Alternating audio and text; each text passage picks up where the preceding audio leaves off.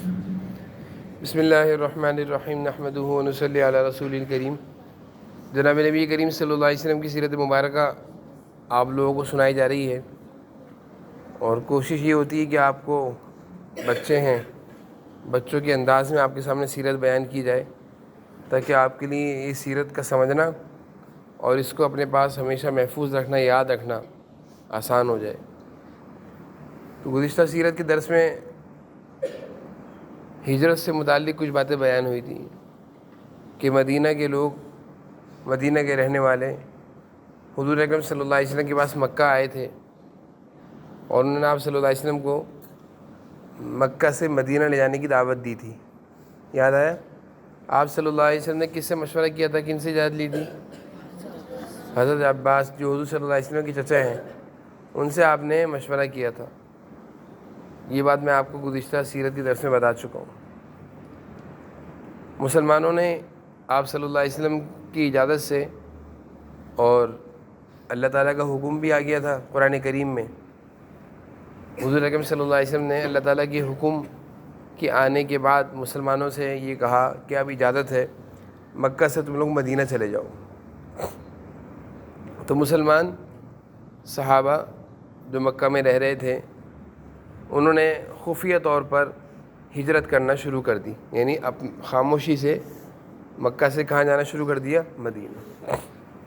مکہ کے جو لوگ تھے، مشرک کافر، جو کہ صحابہ کے حضور صلی اللہ علیہ وسلم کے دشمن تھے، وہ اس بات پہ خوش نہیں ہو رہے تھے۔ ان کو خوش ہونا چاہیے تھا کہ یہ لوگ مکہ سے جا رہے ہیں، مدینہ جا رہے ہیں، یہ لوگ اپنے آرام سے وہاں رہیں گے، ہم یہاں آرام سے رہیں گے، بلکہ وہ اس بات سے پریشان ہو رہے ہیں، ان کو تکلیف ہو رہی ہے کہ یہ ہجرت کر کے کیوں جا رہے ہیں۔ یہ مدینہ جائیں گے، وہاں پہ اسلام کی دعوت دیں گے، سارے دنیا میں اسلام پھیل جائے گا، ان کو مکہ میں ہی رکھو، باندھ کر رکھو، ان کو اسلام کی دعوت دینے نہ دو، اسلام کو روک کے رکھو۔ یہ مکہ کے لوگوں کی آتی کوشش تھی، اس لیے وہ ہجرت کرنے سے صحابہ کو روک رہے تھے، پکڑ لیتے تھے۔ جس کے بارے میں پتہ چلتا ہے کہ ہجرت کر رہا ہے، مدینہ جا رہا ہے، تو مشرکین ان کو پکڑتے، روکتے، راستہ بند کر دیتے، ان کو قید کر لیتے، رسیوں سے باندھ دیتے تھے، قبروں میں بند کر دیتے تھے، جانے نہیں دیتے تھے۔ تو اس لیے صحابہ خفیہ طور پر ہجرت کر رہے تھے۔ مشرکین کی کوشش تھی کہ ہجرت نہ کر سکیں، مدینہ چلے جائیں گے، یہ سارے مسلمان صحابہ ایک جگہ جمع ہو جائیں گے اور بھی ہمارے خلاف سازش کریں گے، کوششیں کریں گے، اور اسلام پھیلتا چلا جائے گا، اور ہم نے تو اسلام کو روکنا ہے، صحابہ کو دبانا ہے، مسلمانوں کو دبانا ہے۔ یہ مشرکین کی کوشش تھی۔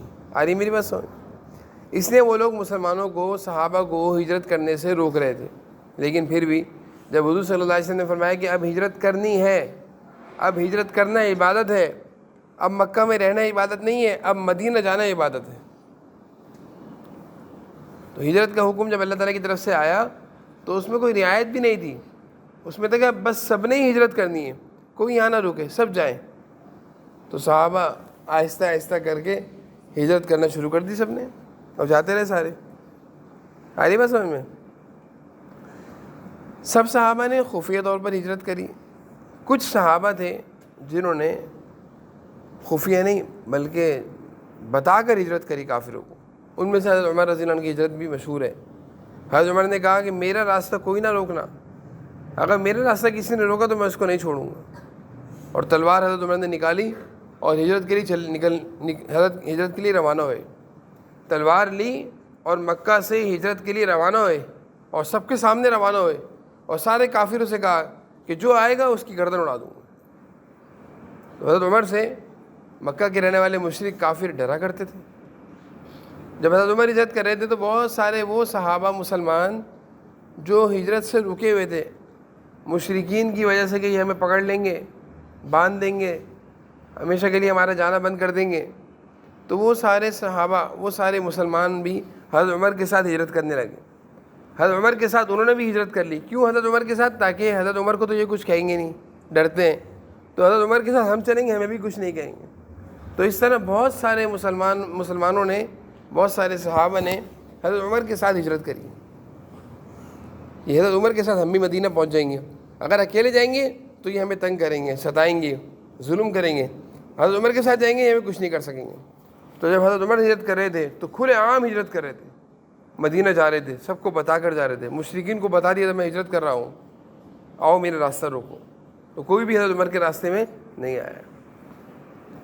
آہستہ آہستہ کافی سارے صحابہ مدینہ پہنچ گئے، ہجرت کر لی، اور بہت ساروں کا راستہ بھی روکا مشرکین نے، پھر بھی بہت ساری تعداد صحابہ کی مدینہ پہنچ گئی۔ اب حضور اکرم صلی اللہ علیہ وسلم کی ہجرت رہ گئی تھی۔ اب آخر میں حضور صلی اللہ علیہ وسلم رہ گئے تھے، حضرت ابو بکر اور حضرت علی، باقی تقریباً اکثر صحابہ چلے گئے تھے۔ حضور اکرم صلی اللہ علیہ وسلم اللہ تعالیٰ کے حکم کی اجازت کے انتظار میں تھے۔ قرآن کریم کی پھر آیت نازل ہوئی، وقل رب ادخلنی مدخل صدق واخرجنی مخرج صدق۔ یہ جو آیت ہے، اس آیت کے ذریعے سے اللہ تعالیٰ حضور اکرم صلی اللہ علیہ وسلم کو ہجرت کا کہہ رہے ہیں کہ آپ بھی ہجرت کر کے مدینہ چلے جائیں، مکہ چھوڑ دیں۔ تو اس آیت کے نازل ہونے کے بعد آپ صلی اللہ علیہ وسلم نے بھی ہجرت کا ارادہ کیا۔ اب مکہ کے رہنے والے جتنے مشرکین تھے، ان میں ابو جہل بھی تھا، بڑے بڑے سردار تھے، وہ سب پریشان تھے کہ ہم روکتے رہ گئے اور یہ سارے چلے گئے، ہم ناکام ہو گئے، یہ کامیاب ہو گئے۔ تو انہوں نے کہا کہ اب ان کے جو نبی ہیں، مسلمان اور صحابہ تو چلے گئے، لیکن جو ان کے نبی ہیں ہم ان کو نہیں جانے دیں گے، ان کا راستہ روکیں گے۔ چنانچہ انہوں نے مشورہ کیا کہ ان کا راستہ کس طرح روکنا چاہیے، ان کو کس طرح ہجرت سے روکنا چاہیے۔ حضور اکرم صلی اللہ علیہ وسلم کو ہجرت سے روکنے کے لیے مشورہ ہوا۔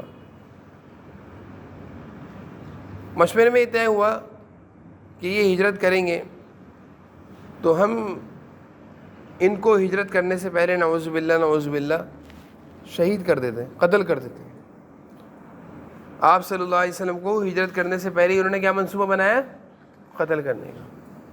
اور قتل کرنے کے لیے انہوں نے یہ ترتیب بنائی کہ جو بڑے مکہ میں رہنے والے نوجوان لڑکے تھے، مضبوط اور طاقتور لڑکے، کافر لڑکے، نوجوان لڑکے، ان لڑکوں کو جمع کیا اور ان سب کے ہاتھ میں تلواریں دیں، اور تلواریں دے کر سب کو جناب نبی کریم صلی اللہ علیہ وسلم کا جو گھر تھا مکہ میں، اس گھر کے اطراف میں کھڑا کر دیا چاروں طرف، کہ جیسے ہی جناب نبی کریم صلی اللہ علیہ وسلم فجر کے وقت نکلیں گے نماز کے لیے تو تم سب نے حملہ کرنا ہے۔ یہ ان کی پلاننگ تھی۔ یہ کس کی پلاننگ تھی؟ کافروں کی پلاننگ تھی، حضور اکرم صلی اللہ علیہ وسلم کو ہجرت سے روکنے کے لیے، اور ہجرت پر جانے سے پہلے یعنی مدینہ جانے سے پہلے مکہ میں نعوذ باللہ آپ صلی اللہ علیہ وسلم کو قتل کرنے کی پلاننگ تھی۔ یہ ان کی، اس کے تحت انہوں نے بہت سارے نوجوانوں کو جمع کیا، مختلف جگہوں کے نوجوانوں کو جمع کیا، اور سب کے ہاتھوں میں تلواریں دیں، اور رات کے وقت کھڑا کر دیا سب کو حضور صلی اللہ علیہ وسلم کے گھر کے باہر، اور سب کو کہہ دیا کہ جیسے حضور صلی اللہ علیہ وسلم اپنے گھر سے نکلیں گے سب نے حملہ کرنا ہے۔ اسی رات اللہ تعالیٰ نے فرمایا کہ آپ نے آج ہی رات ہجرت کرنی ہے، آج ہی رات آپ نے ہجرت کرنی ہے۔ اللہ تعالیٰ نے فرمایا کہ اسی رات، جس رات یہ لوگ آپ کا پہرا دے رہے ہیں اور آپ کو نقصان پہنچانے کے ارادے سے باہر کھڑے ہوئے ہیں، آپ نے آج ہی ہجرت کرنی ہے۔ اللہ تعالیٰ اپنی قدرت دکھانا چاہتے تھے، اللہ تعالیٰ اپنی قدرت دکھانا چاہتے تھے کہ ہم جس کو بچانا چاہیں اس کو کوئی نقصان نہیں پہنچا سکتے۔ اللہ تعالیٰ یہ بھی کہہ سکتے تھے آج ہجرت نہ کریں، آج سارے باہر کھڑے ہوئے کل چلے آئیے گا، یہ بھی کہہ سکتے تھے نا اللہ تعالیٰ کہ آج آپ گھر سے باہر نہیں نکلیے گا، دشمنوں نے آپ کے گھر کو گھیرا ہوا ہے، محاصرہ کیا ہوا ہے، تلواریں لے کر کھڑے ہوئے ہیں، آپ آج گھر کے اندر رہیے گا۔ نہیں، اللہ تعالیٰ نے فرمایا نہیں، آج ہی آپ گھر سے نکلیے گا اور آج ہی آپ نے مدینہ جانا ہے، ہم آپ کی حفاظت کریں گے۔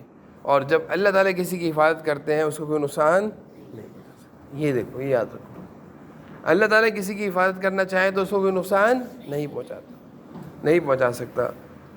اب حضور صلی اللہ علیہ وسلم نے ہجرت کا ارادہ کر لیا، اور آپ کے ساتھ ہجرت کے لیے حضرت ابوبکر صدیق تھے۔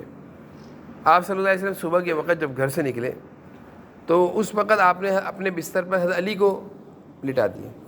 حضرت علی رضی اللہ عنہ بھی ہجرت نہیں کر رہے، پہلے حضور صلی اللہ علیہ وسلم اور حضرت ابوبکر صدیق کریں گے، اس کے بعد حضرت علی بعد میں آئیں گے۔ اور آپ نے حضرت علی سے کہا کہ بھائی یہ کچھ لوگوں کی امانتیں ہیں، مکہ کے لوگوں کی امانتیں، یہ ان کو دے کر آنا، یہ ان کو دے کر تم بھی ہجرت کر کے آ جانا اور میرے بستر پہ لیٹیو۔ حضرت علی حضور صلی اللہ علیہ وسلم کے بستر پہ لیٹ گئے۔ آپ صلی اللہ علیہ وسلم اپنے گھر سے نکلے اور آپ نے دیکھا کہ دشمنوں نے چاروں طرف سے محاصرہ وہ کیا ہوا ہے، گھیرا ہوا ہے، تلواریں لے کر کھڑے ہوئے۔ حضور صلی اللہ علیہ وسلم کو اللہ کا حکم تھا آپ نے نکلنا ہے۔ آپ نے ایک مٹی اٹھائی، کیا اٹھائی؟ مٹی اٹھائی، اور آپ نے مٹی کو یوں اچھال دیا، ایسے اچھالا، اور ساتھ میں آپ نے قرآن کریم کی آیتیں پڑھی، سورہ یاسین کی آیتیں نا شروع کی، وَجَعَلْنَا مِن بَيْنِ أَيْدِيهِمْ سَدًّا وَمِن خَلْفِهِمْ سَدًّا فَأَغْشَيْنَاهُمْ فَهُمْ لَا يُبْصِرُونَ۔ یہاں سے پڑھی یاسین والقرآن الحکیم، إِنَّا جَعَلْنَا فِي أَعْنَاقِهِمْ أَغْلَالًا فَهِيَ إِلَى الْأَذْقَانِ فَهُمْ مُقْمَحُونَ۔ وجعلنا من بین ایدیہم سدا، یہ آیتیں پڑھیں اور مٹی اچھال دی۔ اللہ تعالیٰ نے اس مٹی کو، جتنے نوجوان لڑکے آپ صلی اللہ علیہ وسلم کے گھر کا محاصرہ کر کے کھڑے ہوئے تھے، اس مٹی کے ذرات ہر نوجوان کی آنکھ میں پہنچا کر اس مٹی کے پہنچنے سے اس کی آنکھ کیا ہو گئی؟ اندھی ہو گئی۔ آنکھیں کیا ہو گئی؟ اندھی ہو، سمجھ گئے؟ حضور صلی اللہ علیہ وسلم نے تو یوں اچھالا تھا نا، یوں تو نہیں پھینکا تھا نا، فضا میں اچھالا تھا، اور سب کی آنکھوں میں کس نے پہنچائی وہ مٹی؟ چاروں طرف کھڑے ہوئے، سب کی آنکھوں میں جیسے حضور صلی اللہ علیہ وسلم کی اچھالی ہوئی مٹی پہنچی ہے، اور آپ صلی اللہ علیہ وسلم نے قرآن کی آیتیں پڑھی وجعلنا من بین ایدیہم سدا، اس آیت کی برکت سے اللہ تعالیٰ نے ان سب کو اندھا کر دیا، ان سب کو کیا کر دیا؟ اس آیت کی برکت سے۔ اور وہ سب تلوار لے کر کھڑے ہوئے ہیں، اور جناب نبی کریم صلی اللہ علیہ وسلم ان کے درمیان میں سے جا رہے ہیں، ان کو پتہ ہی نہیں ہے کہ آپ ہمارے درمیان سے گزر گئے۔ وہ تلواریں لے کر کھڑے ہوئے انتظار میں، تلواریں لے کر، ان کو سب نظر آ رہا تھا، ان نوجوانوں کو سب دکھ رہا تھا، صرف حضور صلی اللہ علیہ وسلم نہیں دکھ رہے۔ نابینا سے مراد اس طرح کے نابینا ہوئے تھے کہ اللہ تعالیٰ نے حضور صلی اللہ علیہ وسلم کو ان کی آنکھوں سے چھپا لیا تھا، پردے میں ڈال دیا تھا۔ ایسا پردہ تھا کہ ان نوجوانوں کو سب کچھ نظر آ رہا تھا، مکہ میں سب دکھ رہا تھا، لیکن جناب نبی کریم صلی اللہ علیہ وسلم ان کو نہیں دکھے۔ آپ صلی اللہ علیہ وسلم ان کے درمیان میں سے گزر گئے، ابوبکر صدیق کے گھر پہ گئے، وہاں سے ابوبکر صدیق نے 2 سواریاں پہلے سے تیار رکھی تھی، 2 اونٹنیاں، دونوں اونٹنیوں پر آپ صلی اللہ علیہ وسلم سوار ہوئے، ایک پر آپ اور ایک پر ابوبکر صدیق، اور وہاں سے روانہ ہوئے۔ اب یہ آپ صلی اللہ علیہ وسلم جا رہے ہیں مکہ سے مدینہ، مکہ سے مدینہ۔ اب یہ نوجوان کھڑے ہوئے تلواریں لے کر انتظار میں کھڑے ہوئے۔ آپ صلی اللہ علیہ وسلم نے سفر شروع کیا، اور آپ پہلے مکہ آئے، بیت اللہ شریف کو دیکھا، حجر اسود کو دیکھا، زیارت کری نا، بیت اللہ کی زیارت کری، اور اس کے بعد میں آپ صلی اللہ علیہ وسلم سب سے پہلے ہجرت کرنے کے لیے، ہجرت کے راستے میں آپ پہلے گئے ہیں غار ثور۔ غار ثور ایک پہاڑ ہے، وہاں پہ آپ نے جا کر پناہ لیے، 3 دن آپ وہاں رہے۔ اس کے بعد آپ مدینہ کی طرف گئے۔ یہ نہیں کہ آپ سیدھے مکہ سے نکلے اور مدینہ کی طرف چلے گئے، تو یہ تو مشکل تھا، کیونکہ وہ پیچھے آ جاتے، پکڑ لیتے، سارے سواریاں دوڑاتے، پیچھے آ جاتے، گھوڑے دوڑا کر پہنچ جاتے۔ تو آپ صلی اللہ علیہ وسلم نے کیا کیا کہ مدینہ جانے کے بجائے کہاں چلے گئے؟ غار ثور پہاڑ ہے، اس پہاڑ پر ایک غار تھا، اس غار کے اندر آپ صلی اللہ علیہ وسلم جا کر حضرت ابوبکر صدیق کے ساتھ وہاں پہ 3 دن آپ وہیں رہے، 3 دن آپ وہیں رہے، تاکہ مکہ کے لوگ جب صبح اٹھے اور انہوں نے دیکھا، نوجوانوں سے پوچھا کیا ہوا بھائی؟ سارے مکہ کے لوگ رات کو بڑے خوشی سوئے تھے، کافر، کہ آج صبح تو بڑی خبر آ جائے گی، نعوذ باللہ حضور صلی اللہ علیہ وسلم کو نوجوان مل کر قتل کر دیں گے، شہید کر دیں گے۔ جب وہ لوگ صبح اٹھے تو نوجوانوں سے پوچھا ہمیں کیا ہوا؟ تو نوجوانوں نے کہا ابھی تک تو یہاں سے کوئی نہیں گزرا۔ تو ان کے ایک آدمی نے بتایا وہ تو بھائی گزر بھی گئے تمہارے درمیان سے۔ نوجوان ہم نے تو دیکھا ہی نہیں۔ اچھا تم نے نہیں دیکھا؟ وہ تو چلے بھی گئے۔ یعنی حضور صلی اللہ علیہ وسلم کے بارے میں ان نوجوانوں سے پوچھا بھائی تم نے، کہہ رہے ہمیں تو نظر نہیں آئے وہ۔ تو ایک آدمی نے ان کو آ کر اطلاع دی، ایک آدمی نے ان کو آ کر اطلاع دی کہ وہ تو جا چکے ہیں یہاں سے، تمہیں پتہ ہی نہیں چلا۔ اور وہ سارے نوجوان پریشان، اور وہ مشرکین، ابو جہل، بڑے بڑے سردار، یہ سارے آ گئے، یہ سیدھے حضور صلی اللہ علیہ وسلم کے گھر پہ گئے، دیکھا تو گھر پہ نہیں ہے آپ صلی اللہ علیہ وسلم، حضرت علی ہیں۔ حضرت علی کو اٹھائے، اٹھو کہاں ہیں تمہارے ساتھی؟ حضرت علی نے فرمایا پتہ نہیں یہاں سے چلے گئے وہ تو۔ حضرت نے فرمایا یہاں سے وہ چلے گئے۔ اور وہ سارے پریشان غصے میں آ گئے۔ ابو جہل سیدھا حضرت ابوبکر صدیق کے گھر پہ گئے، ابو جہل سیدھا بھاگا حضرت ابوبکر صدیق رضی اللہ عنہ کے گھر پہ، دروازہ بجایا ہے زور سے۔ تو حضرت ابوبکر صدیق رضی اللہ عنہ کی بیٹی تھی حضرت اسماء، چھوٹی بیٹی تھی، ان کو وہ باہر آئیں اور ان سے پوچھا کہاں ہیں تمہارے ابا؟ تو انہوں نے کہا مجھے نہیں پتا کہاں ہیں، کیونکہ ابو جہل کو پتا تھا کہ حضور صلی اللہ علیہ وسلم حضرت ابوبکر صدیق کے ساتھ جائیں گے، وہاں پہ حضور صلی اللہ علیہ وسلم بھی نہیں اپنے گھر میں، یہاں پہ حضرت ابوبکر صدیق بھی نہیں ہے۔ تو ابو جہل کو بہت غصہ آیا، حضرت اسماء سے کہا، جو حضرت ابوبکر صدیق رضی اللہ عنہ کی بیٹی تھی، حضرت اسماء نام تھا، ان سے کہا کہاں ہیں تمہارے ابا؟ کدھر ہیں وہ؟ کدھر گئے؟